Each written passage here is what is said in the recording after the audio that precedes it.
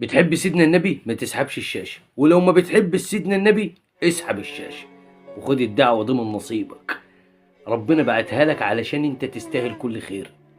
فروح يا اللي فتحت المقطع وصليت على سيدنا النبي، ربنا يرزقك السعادة ويرزقك الرزق الزيادة، وما يقطعلكش عادة، ويعطيك حتى يرضيك، ويكفيك شر المرض وشر الهم، ويعطيك العمر الطويل والرزق الكتير.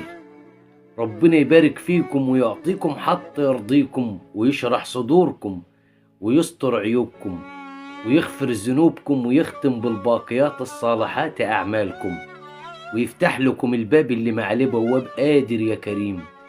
ربنا يكسر قلب كل اللي كسر قلبك، ويكفيك شر اللي يبكيك، ويبعد عنك أصحاب السوء. ولو بتحب سيدنا النبي ما تبخلش عليا بالمتابعة.